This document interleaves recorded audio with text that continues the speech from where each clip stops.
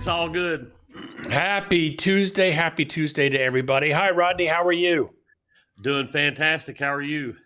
You know what? It's a Tuesday at 1:00, and I'm in my favorite place with you and the rest of the world. It's going to be coming to see us in our replays.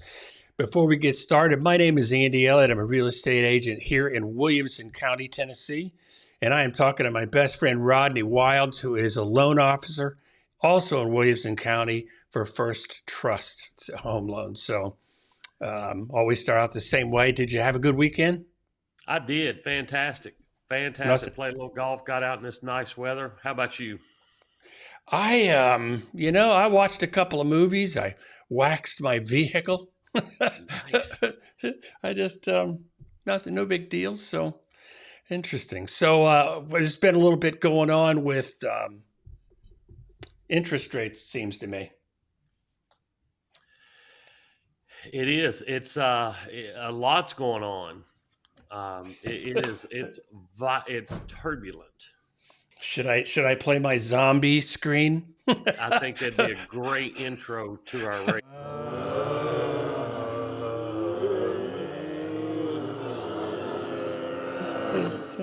It That's really not is good kind. when we go to rates like that.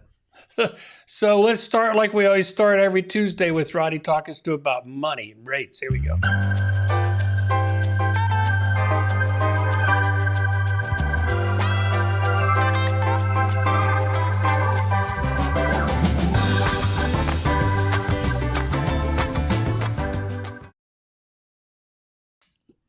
Here we go. Come on now. There we go. There it is. All right. As you can see here on the screen, and we'll scroll it up where it's in the middle here. Today, you see a little bit of green in the first box over here. We are up 10 basis points, as you can see, from 9:30, 10 all this morning. We've been tracking just a hair up on the mortgage-backed security rate. So anytime we see green, that's good. It means it's getting a little bit better. And the U.S. Treasury, we usually follow opposite of what the 10-year Treasury does. And you can see the Treasury has just dipped 1 point there. But scroll down so you can see the amount of times you see these locks here, these little purple locks, something like that. This is when our service tells us to advise all of our customers to lock before they think rates are getting worse. As you can see, they hit it pretty good to tell us when at the top of all these candlesticks up here, the red ones. So we are here currently. Look, 3 days in a row, we've seen some positive increases, so maybe that continues. But right now, it's a challenging rate environment, to say the least. And it maybe we'll see some relief from it and move forward. Well, it seems, and how long do, this is just a question that I have is, look at this, hang on. Bink. I went to outer space for a minute. How long do those rate locks last? Well, what that's telling us is right now, when I get one of these, the purple locks, when I get a call during that time or morning, during the day, whenever it is, basically this is just telling us that the market has moved in such a way they think lenders who send us our rates are going to cancel the rates we have and reprice and send us new ones. So what they're telling us is to go ahead and get whatever we have locked in before it declines. So you can lock in a rate, and that gives then a lender or an investor can't back out? Correct. Once it's locked, we get it locked for a certain period of time. Okay. So as good as gold, yeah. Okay. So the reason so what you're betting against is you're holding on until somebody rescinds the deal. That makes total sense to me. Gee, that's a little bit like gambling. Well, I don't mean that in a bad way, but I mean, that would get your juices flowing.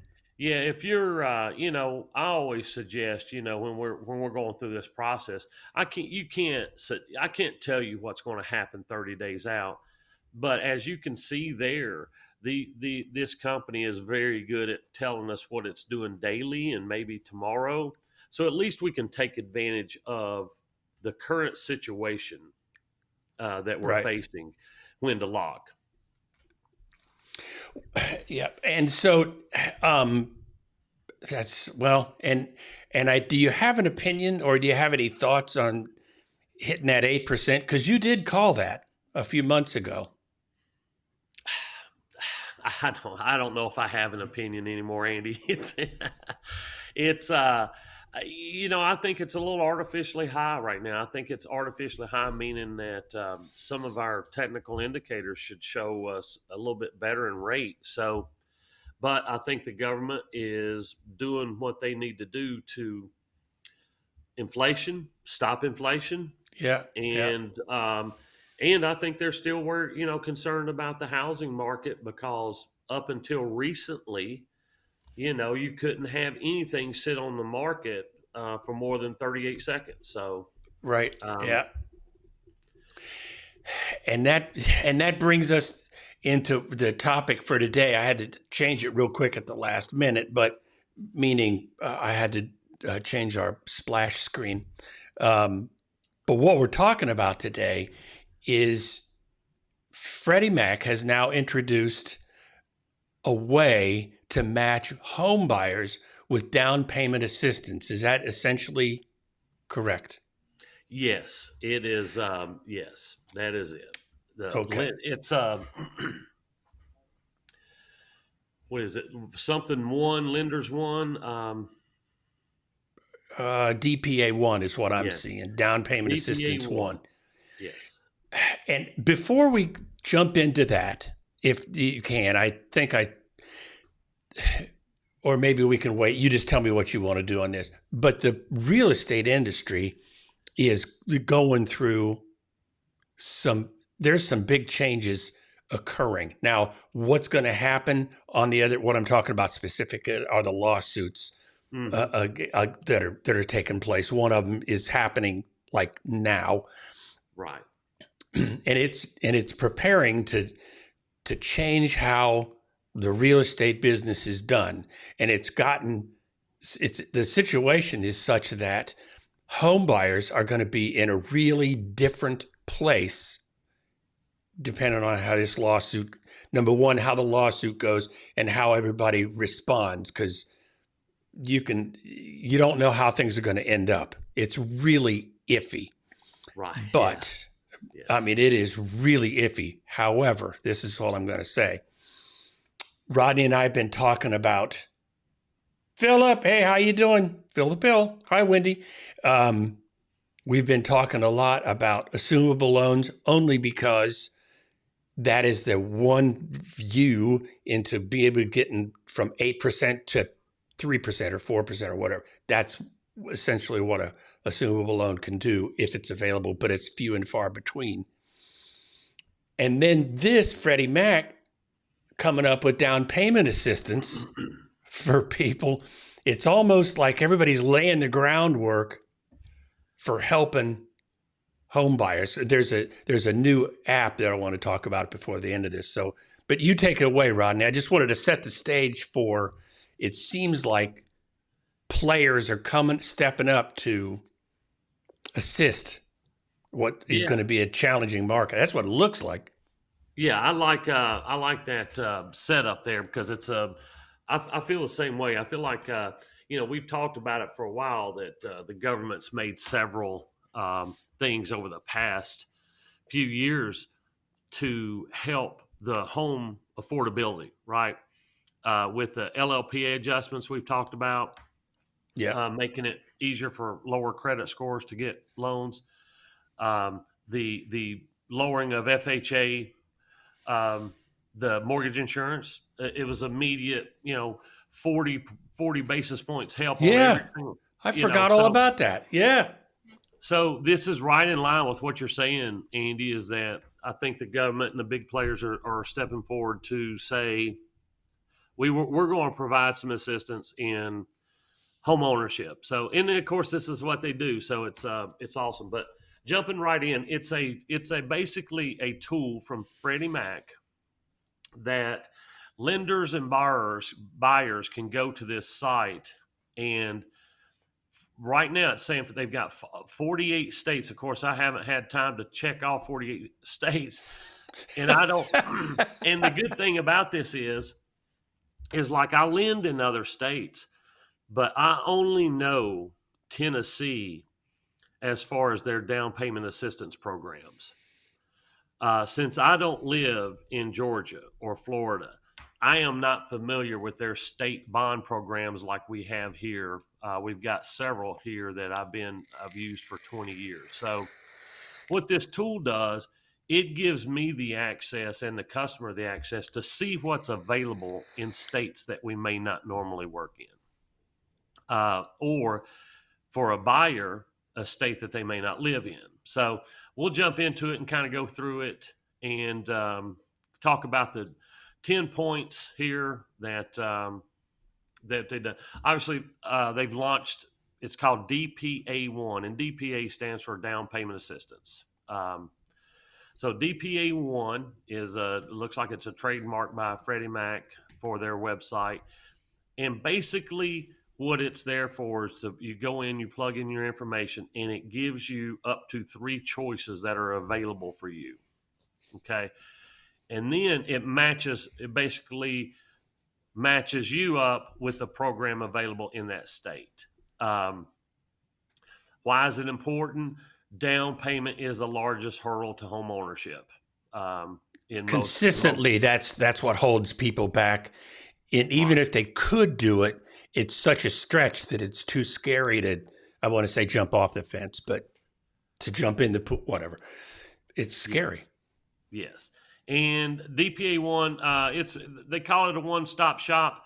It's a great resource for you to either help you in your search or assist in it either way.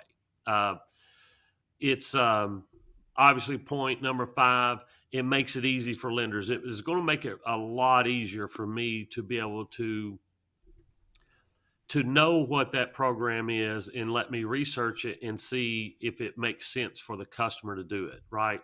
Because if I don't know much about it or never even heard of it because I'm not in that state, it's hard to present it to a customer for an option. So that's, that's part of it. So can I ask a question? Yes.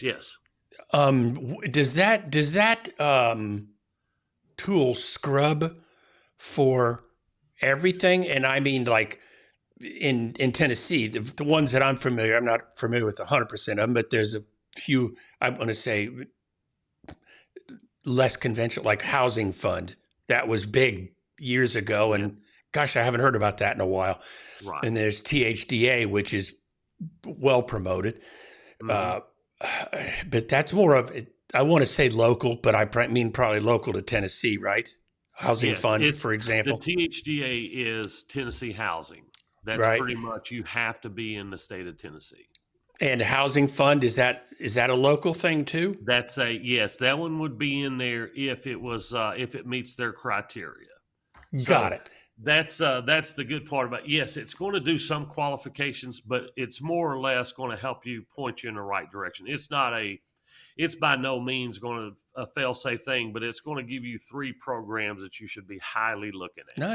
Nice. Okay. So yes, it's going to do some qualifications. So if you put in there your incomes, say somebody's making $500,000 a year, that's generally going to you out all the down payment assistance program. So, but it's going to compare up to 3 programs that's relative to you in your area. State housing finance agencies help. Obviously, that's part of it. It's like what we just talked about. Our state finance people will help with that. Makes it easier. It does make it easier. DPA1 will absolutely get you some good resources for the state you're looking at. Absolutely.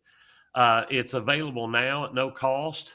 And Right now, they say they have 48 states in there with their state DPAs and things like that. So that's really, it's like it didn't come out with 3 states ready. It's come out with all 48 states. It's 48. So it's pretty well built up before it was released. So that was a good thing. That's an amazing tool for somebody. I mean, because the way I see this thing is there's a lot of, when you're buying a house, when you're getting a loan, when you're doing all that, there's a lot of moving parts. There just is. There's a lot of moving parts. And if you were to ask, I've had in the past, I mean, that hasn't happened since I've been working with you for a long time, but there's back in the day, you would approach lenders with some of those DPAs back in the day, and I don't do that. They'll turn you down, you know? Yes. They're a lot of work. I mean, and sometimes they don't pay the lender, very much or whatever. They're all across the board. But if you go back to that list, the down payment is one of the hardest things for a lot of first-time home buyers to overcome. And when we get an opportunity to have a state agency that's willing to help in housing with their community and things like that, it's awesome to have a one resource place where we can go and double check what programs we know, see if there's anything else out there. And of course, when we're not in that state, it gives us the access to be able to provide them with some good information. Yeah, and then you can, I mean, if you're doing it, for example, in Colorado or Montana and something popped up, then you could dig in and do your research and really serve a client well.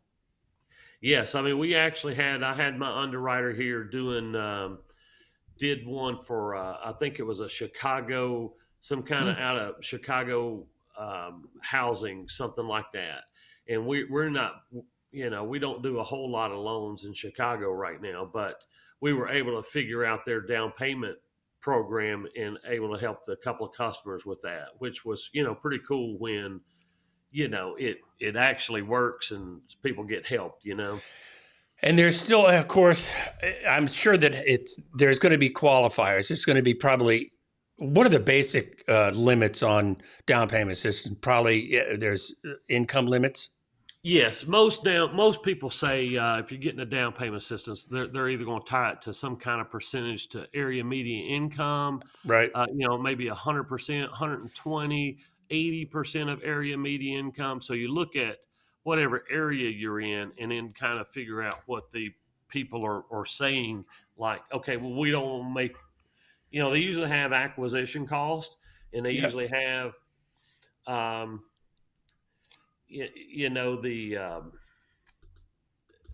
the income limits, what I'm trying to say. Right, there you go. And debt to income ratio requirements, things like that, to make sure it's for,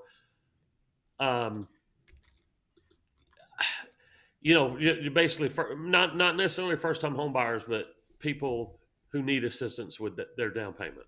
Right. Yeah, I didn't mean to leave you hanging there, man. I just wanted to publish that lookup tool for the area median income. I didn't know you left me hanging, so it's all good.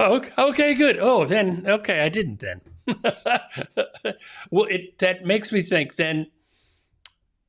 So here's what I wanted to cover, if you're okay with it. I wanted to touch base with,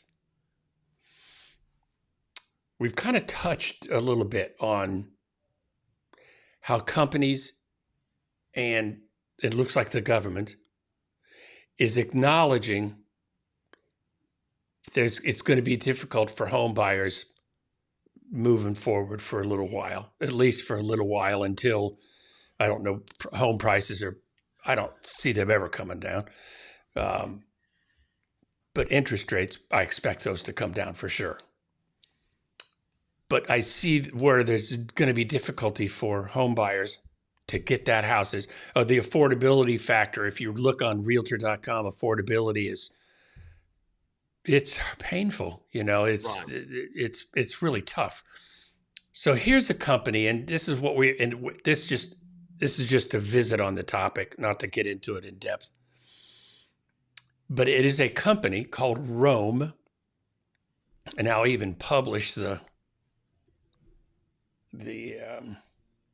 link for anybody that wants it. And it is it's a company, a startup that is going to marry home buyers with houses that have assumable loans. That's the tech. And it says, when you read through the tech, you can see they're going to tell you that the odds aren't great. Wow. and that's what you've been saying pretty much the whole time, that assumable mortgages do exist, but to find one that matches and works, and a customer that can carry if somebody has a $600,000 house with a balance of 250, you're coming up with 450, right? Whatever it is, yes. 350. That's a pretty small subset of buyers. They're going to be able to do that. Right. But as we read through the article, it's telling us that technology is leaning into that need. That's my point. Yes, it's going to pick up any. It can pick up any mortgage that is government, and I'm sure they can set their own rates that they want to attract. And that's what you look at first. It has to be an assumable loan, which is a government loan. Right. So once they figure out, you can always tell which ones are government loans. So you can get that information. And the note is also published, as a document, as a recorded document. So they'll get those two and then figure out, okay, these people have a potential of being attractive, assumable loans. And so, they just marry that with if they're listed or whatever. But that is actually a great way to, just to raise awareness for it, because it may be a needle in the haystack, but if somebody finds it, it's going to be a good needle, right? If it fits that person's thing. It might. The only that if there were having been in the only caution, and this is just a thought here. I'm just having a thought. Watch out. Oh God. If I wonder, and I know that it'll happen, because I might be the guy that would do it. You show me a house that doesn't fit my criteria very much, but if it's 3% less on the mortgage rate because of the situation, there's a reasonably strong chance I might go for a house that costs me less interest rate wise, but doesn't serve me as well in the real world. Yeah, it's an interesting thought. I would think that I'm opposite of that. Like, I'm thinking I would rather have the house that serves me and then just manage that money later. But there's a million people that said, all I'm saying, I'm not saying I necessarily do it, but what I'd say, I would be tempted, because I'd be doing not exactly right, but look at that price. Well, I want to, I've heard a million husbands say, I don't care what I live in, I'm more concerned about the payment and that sort of thing. And then, and then the spouse may say, well, I want to live in, around my friends, around my parents, or whatever, So yeah, I totally get you usually find that mix in a household sometimes. So it's pretty funny. And that's all things being equal. Then you throw in this curveball where all of a sudden the house looks cheaper. And I suspect in the end, certainly it would be long-term, significantly less. But I've seen that happen lot over the years. I've seen it happen, and you've seen this too, I'm sure. But we'll have people looking for a particular location, but a location is just too expensive.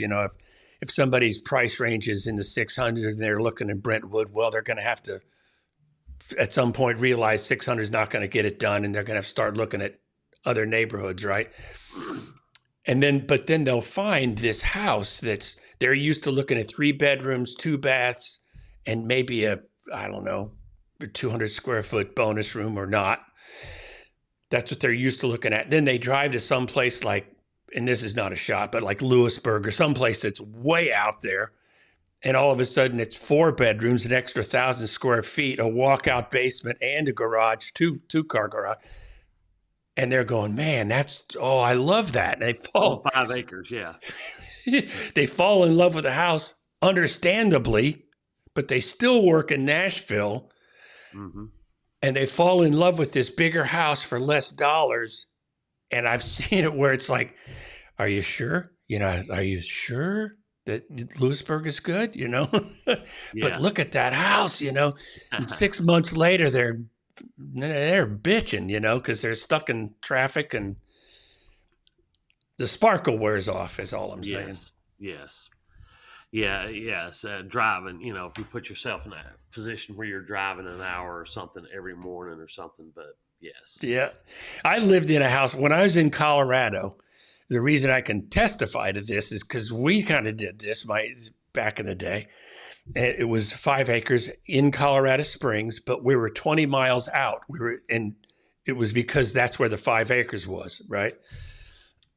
Now we were like that. We wanted to be away from the city. That's what he wanted, Yeah.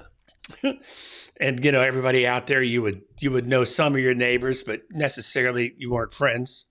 It's 5 acres. Get off of my land, that kind of a thing. But we lived there 18 years. But I got to tell you, if you ran out of milk, you're out of milk. You're not running to the store because it's 20 miles away. Kind of a thing. So no pizza deliveries. No, you'd have to no pizza deliveries. At least not back then. I'm sure it is now, but there's probably a pizza place out there now. But yeah, that's all I'm saying is people will do things for extra dollars. And I'm wired that way too, at least to consider it, Yeah, a million%. Yeah, like I said, there are people who would say, give me, they could care less which house it is. They want the cheapest payment. Like, it's not like, that's especially now. Mm-hmm. Buyers are going to be. Can we dip into this? Can we dip into the rest of the lawsuit? Go ahead. Yeah, absolutely. The rest of the lawsuit, because I was going to jump into the, excuse me, how to destroy the value in your home. Well, we can do that too. That's pretty easy. Yeah. But what has got my interest going? And I know that most people are at least cognizant. There's been enough news articles. Oh, quid pro quo. There you go. Hi, David. People are cognizant of this lawsuit. Now, what it boils down to is that I think it was in Minnesota, there's 3 or 4 states involved. It's Kansas City currently. It's too fast for me. Oh, Missouri, Kansas, and Illinois. So they're saying a bunch of sellers got together. And they're saying that prices were fixed by real estate agents. And so what they're going to court for is to decouple the buyer's commission from the selling of the house. Because currently, across the country, the way that it works is when you sell a house, the commission is paid by the seller, typically, and then that is offered by the listing agent to the co-broke, the buyer broker, and then it's split. Not always 50-50, but there is a split involved. The listing agent can split it any way they want. And I understand from a consumer's perspective, if I'm selling a house, why does it cost me $60,000 to sell $1 million house instead of 30? Why am I having to cover both sides? I get that. But this is where Rodney and I can get into it. In your opinion, if they're successful and all of a sudden buyers have to pay the buyer broker commission, what does your instinct tell you about what buyers are going to do? I don't know, man. I think that what's going to happen is it's you're going to start getting these people that are going to call it representation, but they're going to charge $500 to go write a contract that the seller wants, so they don't have any, they're getting paid $500 to do the paperwork with no opinion. Yeah, that's kind of. I'm just thinking that I don't know, Andy. I don't know what's going to happen with this. This is really one of the wildest lawsuits that we've ever seen in our time as. I mean, they've done a lot, like the Dodd-Frank Act rewrote a lot of the mortgage stuff, how we were paid and what we could be paid on, and a lot of that. But this has never been touched before. This has never been brought up. And I wanted your opinion, Andy, that two of them broke out. You got RE/MAX. I understand RE/MAX is huge, but I've never even heard of anywhere realty that broke out, scaling back their relationships with an NAR and paying a total of $139 million in damages, and kind of getting out of the lawsuit. Looks like what they were trying to do or did. Well, it seemed when I read, I saw that too, and when I read, and I could be wrong. I'm sure as hell not a lawyer. But when they say they settled, I think that they agreed on a certain amount and they're still going to go to court. You'd think that settled is like, oh, we're calling it a day and walking out of here. That doesn't seem to read that way. But here's what I'm getting at. The fact that the case is still going on tells you that they're not done. A decision hasn't been made. Right. Yeah, I took it as just these two right here are saying, "Hey, I'm gonna go ahead and take my however they did it. These two teamed up and paid $139 million, and they're out. I think they are settled from their suits, but it doesn't change the fact that the DOJ and all this is still going to come back with a decision about how we're moving forward with our fees, how the real estate fees are going to work in general." And the only way that I can characterize this, and if I pause, it's because it's complicated. You got to think it through. Is the unintended consequences? Because again, I'll say again, as a consumer, if I'm selling a house, I'll be candid with you.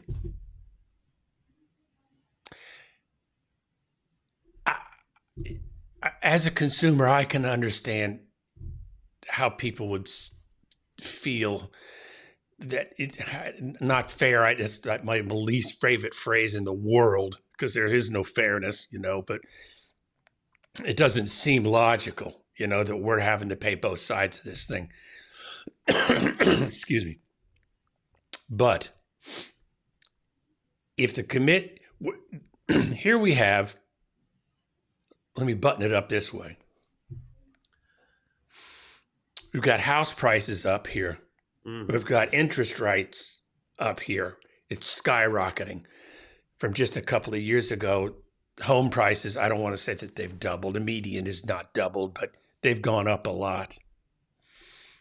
And buyers are struggling. We've got this Rome, which will probably not even tip the needle. I mean, that Rome, that assumable mortgage website. Right.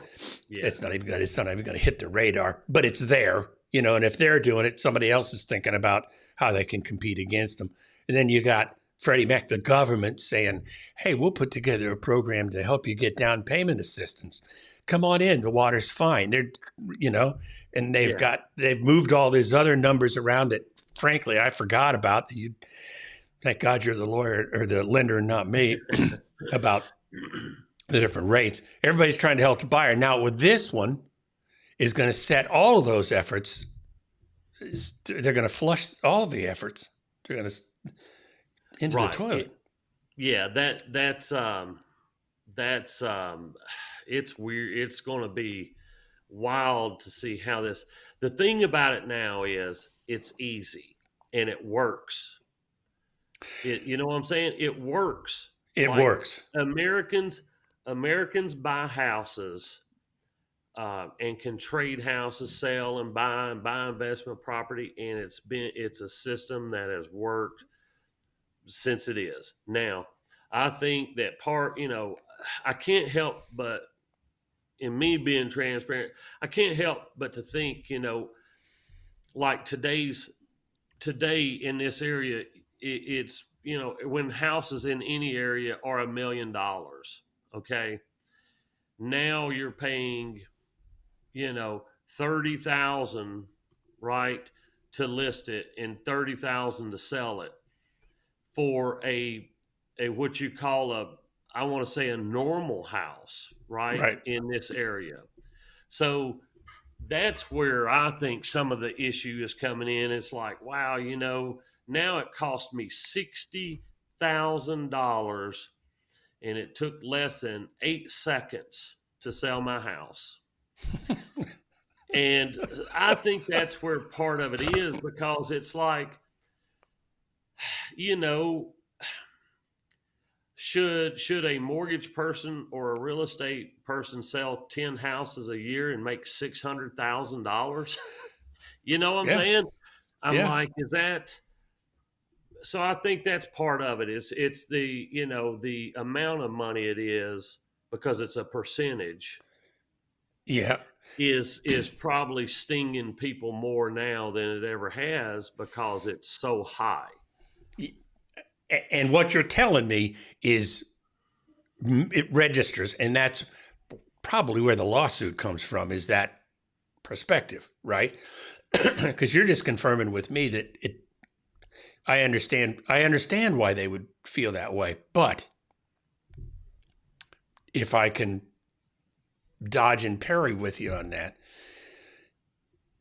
I think by default, having done it this way for so long, and I don't know when it took over, but at some point, home prices rose to accommodate that buyer broker fee. And what people are thinking, what these guys are thinking, their math is, if I've got $1 million house, let's just use $1 million because these days that seems to be pedestrian. Got $1 million house. If I don't have to pay a broker fee, I just made $30,000. Well, at some point, that's their math. Right. If we eliminate the buyer broker, as far as I'm concerned, the value of that house is going to drop $30,000. Who knows? It could drop. I mean, if nobody sees it, if it's not accessible to how houses are sold, which is the MLS system in our area, right? And realtors are the gatekeepers of that, and it's their system, right? I mean, it's how it should work. So yeah, that's the whole thing. And like, if it doesn't go in there from a realtor, then you're not going to have the exposure, and you could be hundreds. You could sell it for $700,000. That wasn't even what I was getting after, but that there makes that point, because all I'm saying is the price accounts, whether you like it or not. The price accounts for the commissions. That's 6%, 3%, 5%, whatever. Mm-hmm. It accounts for that. Now, it doesn't feel that way when you're selling the house. It feels like you're just giving away an extra $30,000. But the fact is, you take away that ability, and this is going to be an unintended consequence. You take away the buyer broker on that, all of a sudden, you got lots few buyers out there looking for your house. It's going to be harder to sell. Your competition, all of us, and now all of a sudden, didn't even think about this. Sorry, voices going up, getting excited. Now sellers could compete. If you've got seller A that says, I'll give a commission to the buyer, because they could do that. You know, they can offer a commission versus a guy down the street says, I'm not giving the buyer nothing. They could even, what they really could do is offer it to the listing, to a selling agent and say, you know, I mean, they could offer that. And then now their house is, every agent in the area knows that they would make more on this house. So they're probably going to bring more, you know, they're obviously going to present that house. Well, and the rules they're not supposed to allow for that. In other words, if somebody wants to see houses, they want to see 6 houses. I am not allowed to discriminate one house or another based on a commission. I just can't. Because as it is currently, the buyer can't even see that. You know, that's part of the process, is they can't even see that. We can, certainly. But if you think overall, as being a human business, this is just a people on people business, do you think that it's not going to happen? I don't know how else to phrase that. Yeah, I mean, I mean, it's anybody on the face of the planet is going to look at it and say, of course, they would want to make more money if they could. I mean, who wouldn't? But nobody, I'm not saying that anybody wants to do that at the expense of but if a seller's putting it out there for a bonus on their house that they'll pay a real estate agent X amount, that is a good, you know, that's going to be an incentive. Yeah. Aren't selling realtors going to have a real hard time because buyer realtors are not available to them in the new scenario? Well, I think that's going to be an unintended consequence. But what makes it even more, I mean, this is a deeper topic than we could spend the rest of the day on it. Here's the thing. Buyer agents didn't even exist, I don't even think, until the 90s. There wasn't even buyer's agents. They were just all a real estate agent was just a listing agent. That was it. And then it got to somebody said, wait a minute, this listing agent is working both sides of the fence pretty effectively.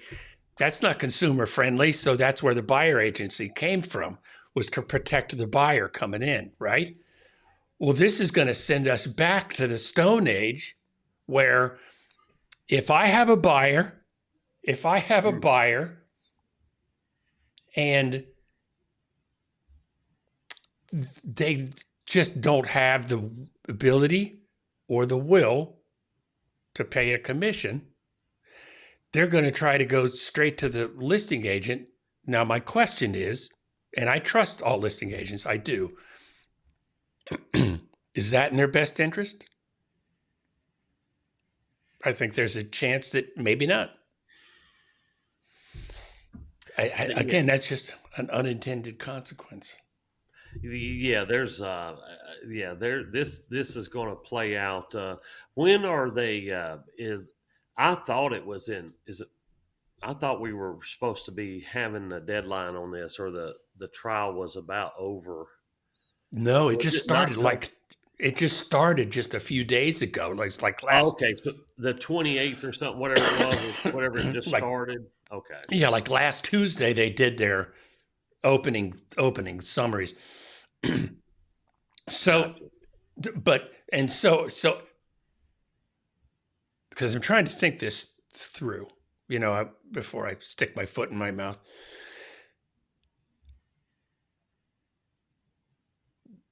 The seller, if they win and they decouple those things, they're going to find that the money that they thought they were going to make is going to disappear, is what I'm getting at. Because there's nobody coming to buy your house except those that are really qualified, meaning they've got all cash or whatever the situation is. You think those guys aren't going to negotiate hard? You've been in the market, what, 60 days? I'll give you 75% of what you're asking. Yeah. Yeah. I mean, Okay. so, all right. So, say they decouple this. Um, are they saying it can't happen, or are they just saying it's not automatically like that? Because I see the real estate agent doing the same thing, walking in and be like, "Do you want to sell your house? Well, you've got to pay somebody to bring a buyer here. Like, what do you think that fee's worth to you? You know, so is it? You think it's going to be, just renegotiated or negotiated each time, or goodness What gracious, that's going to be a mess.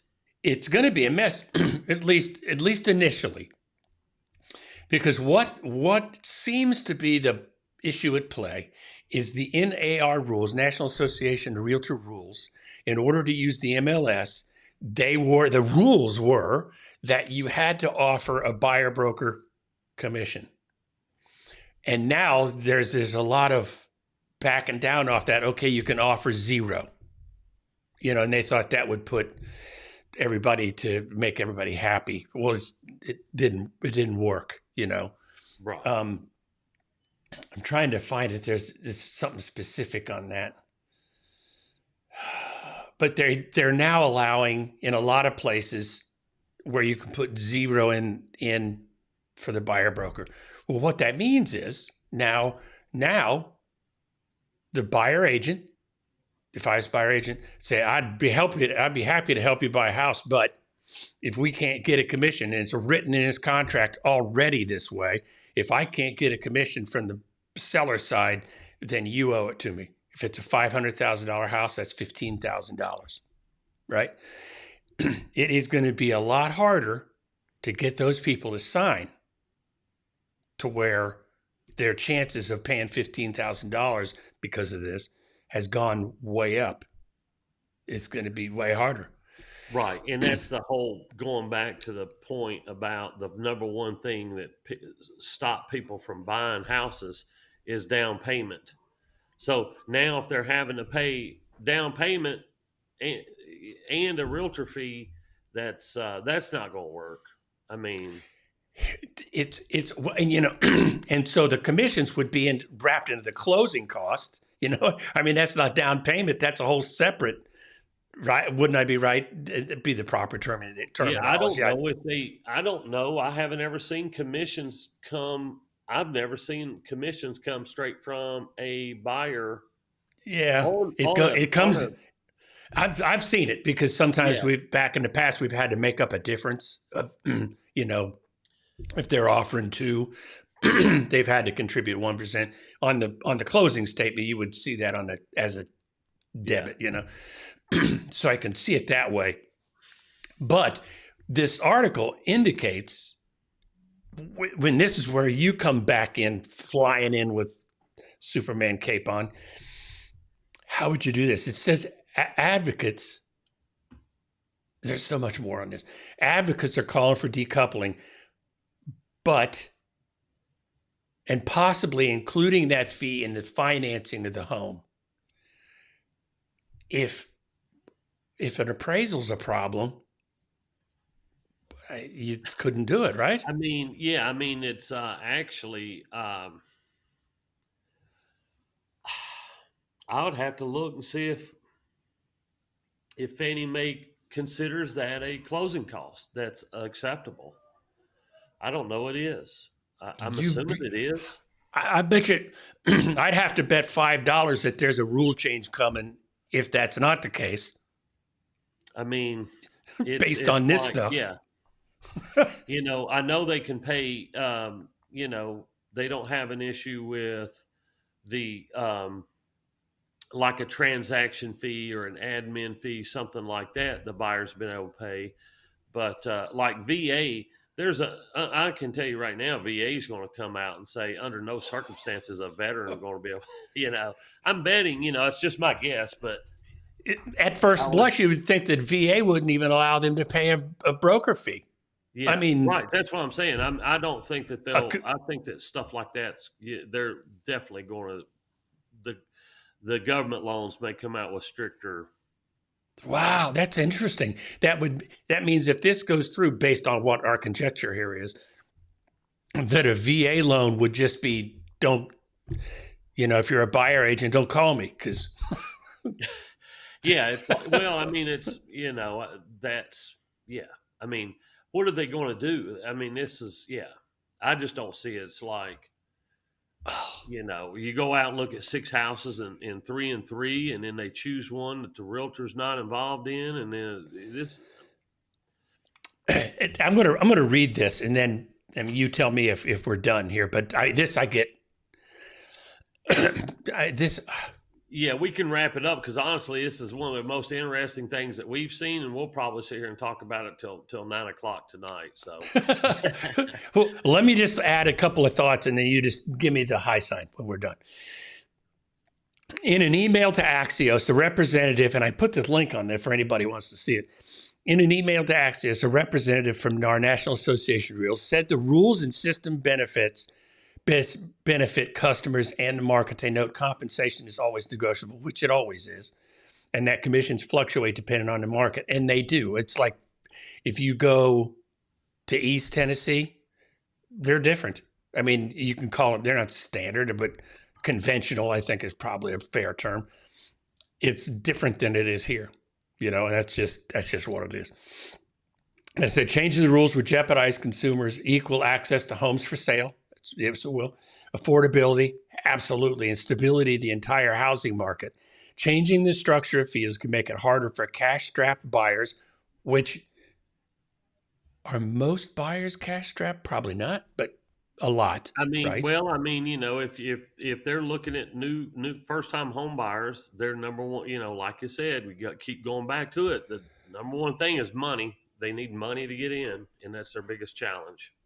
And what are first-time home buyers comprise about 32% of the market now? I think something like that. Well, I know it's well above 20 something. Yes.